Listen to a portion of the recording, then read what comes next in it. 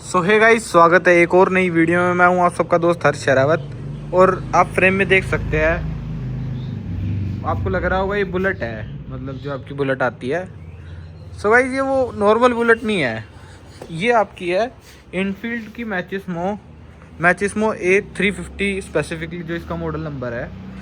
तो मतलब जैसा कि मतलब लोगों को इसके बारे में थोड़ा सा कम पता है कि मतलब ऐसा भी कोई मॉडल आता था। ये आपका 2002 के टाइम पे आता था और मतलब 2-3 साल तक आया था और फिर उसके बाद ये डिसकंटिन्यू हो गया था, क्योंकि इसकी सेल्स थोड़ी सी कम थी, क्योंकि ये आपकी स्टैंडर्ड और इलेक्ट्रा वगैरह से थोड़ा सा महंगा पड़ता था। तो लोग इसको थोड़ा सा कम प्रेफर करते थे उस टाइम पे। जैसे आज के टाइम पे क्लासिक आती है, उस टाइम पे ये आती थी।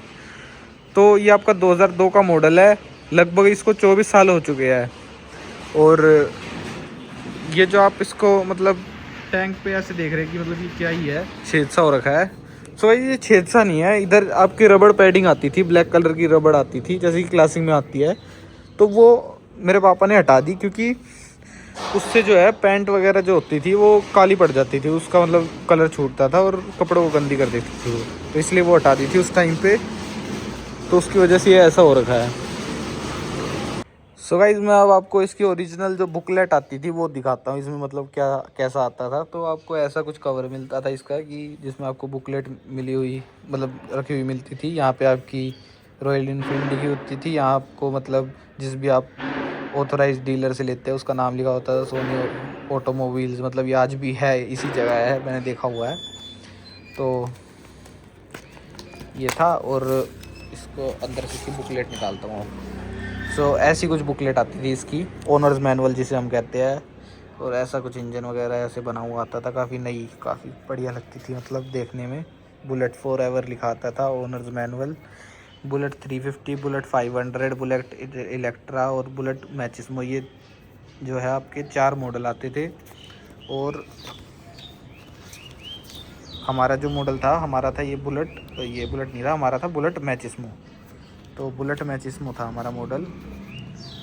और इसके अंदर आपको सारी इन्फॉर्मेशन दे रखी थी आपकी कार मतलब बाइक के बारे में, कि कौन सी चीज़ कहाँ पर क्या है, किस चीज़ के लिए है।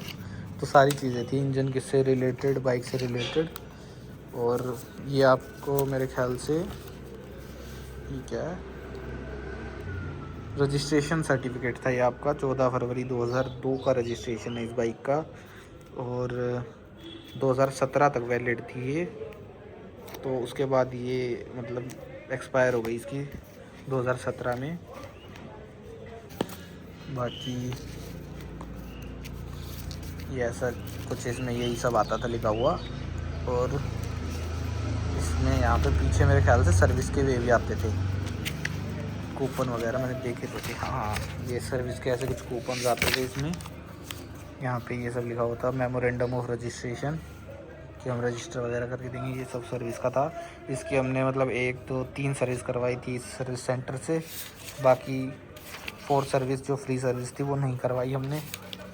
फ्री सर्विस फिर उसके बाद रह गई होगी, और उसका ही फ्री सर्विस का ये कूपन भी ऐसे के ऐसे रखा हुआ है इसमें। बाकी इसके अंदर मेरे को इसके जो क्या कहते हैं परचेज़ के जो बिल वगैरह होते हैं वो भी दिखा है। ये 10/2/2000 को परचेज़ की गई थी, और इसका जो क्या कहते हैं आपका ऑन रोड प्राइस है वो 64,398 का पड़ा था। मतलब आप सोच सकते हो आज के टाइम पे मतलब ये क्या कहते हैं सेकंड हैंड बुलेट भी ना आए इतने की, और उस टाइम पे फर्स्ट हैंड नई की नई मतलब जो इसका एक्स शोरूम प्राइस था वो था आपका 55,656 रुपीज़। उसके बाद ये टैक्सेस वगैरह लग के, और ये यहाँ पे इंश्योरेंस वगैरह लग के, ऑन रोड टैक्स वगैरह लगने के बाद ये आपको 64,000 वगैरह की पड़ती थी। 64,398 की पड़ती थी। तो मतलब गाइस काफ़ी कितना सस्ता था, मतलब मेरे को तो ये ऐसे लग रहा है कितनी सस्ती बाइक थी उस टाइप पे ये। बाकी गाइस इतनी पुरानी बाइक होने के बावजूद भी मतलब कोई भी इसको ऐसे बोल नहीं सकता कि ये मतलब 24 साल या मतलब इतनी पुरानी बाइक है, एक्सपायर भी हो चुकी है जिसमें कि ये। क्योंकि जो आज भी बुलेट का जो लुक है ना, वो यही मेंटेन कर रखा है कि क्लासिक का ऐसा सा ही लुक होता है, सिमिलर सा, कि ऐसी सी हेडलैम्प, ऐसी पायलट लैंप आती है, और ऐसा ही मतलब टैंक क्रोम में रहता है। तो मतलब आज के टाइम पे भी ऐसा लगता नहीं कि मतलब इतनी पुरानी हो चुकी है। और जो इसका ये जो इंजन है ये आपका 2010 तक आया था आखिरी, जिसमें कि आपको लेफ़्ट साइड जो है मतलब राइट साइड जो है गियर मिलते थे और लेफ़्ट साइड है ब्रेक आपके।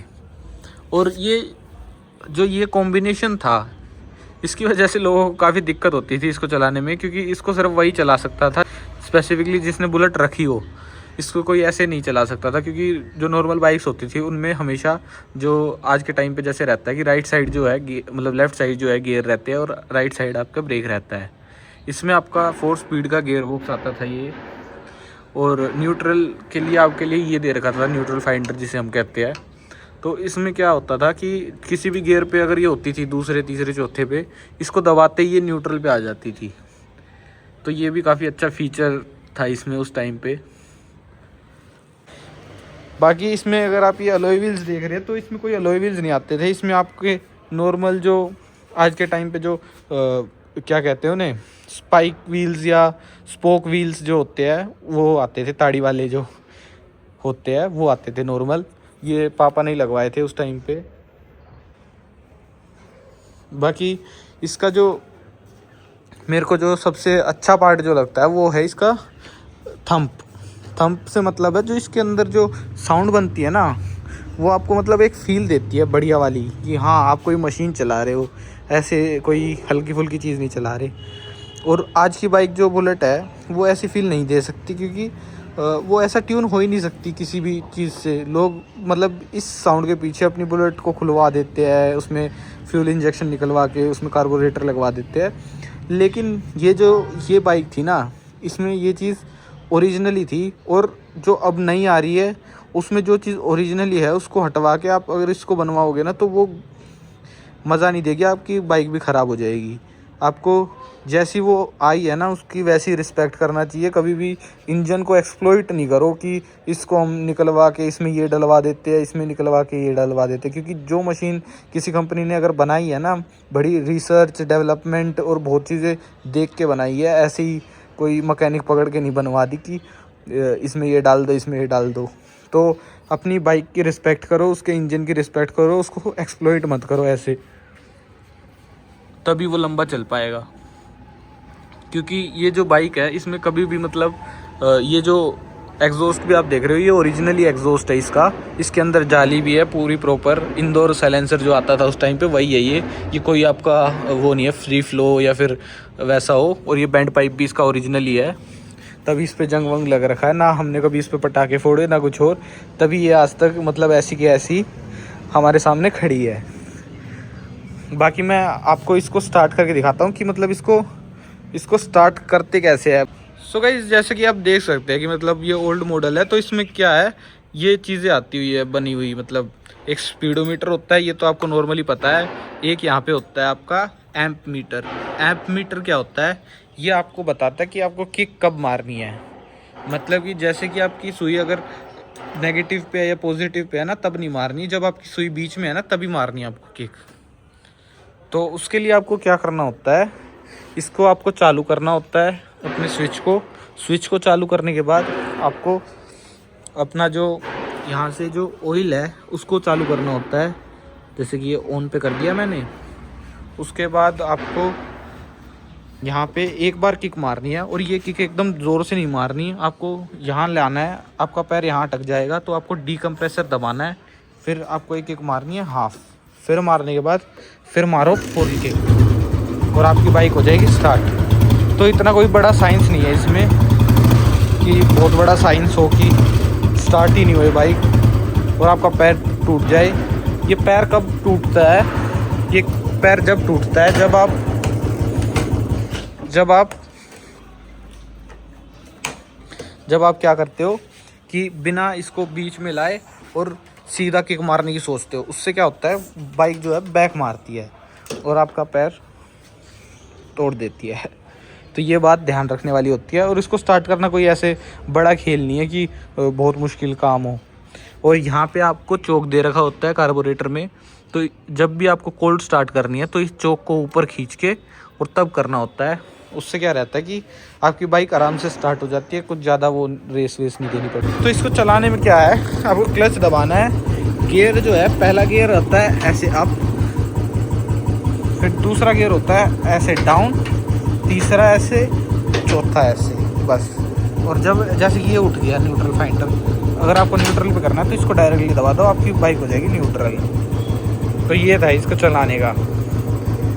और जो इसकी एवरेज है वो भी मतलब ऐसी है जैसे कि आज के टाइम पे बुलेट दे रही है 30-35, बस इतनी एवरेज देती है। ये भी 35-40 दे देगी मैक्सिमम। बाकी इसमें जो है आप इसके मतलब इसमें जैसे कि आपको पता है कार्बोरेटर वगैरह आता था, तो इससे आप इसकी रेस को भी सेट कर सकते हैं इस नट से। तो ये भी काफ़ी सही रहता है कि मतलब अगर आपको इसका थंब थोड़ा सा स्लो चाहिए तो इसको स्लो कर लो। जब आपकी मतलब बाइक है वो क्या कहते हैं उसको, हीट हो जाए थोड़ी सी, मतलब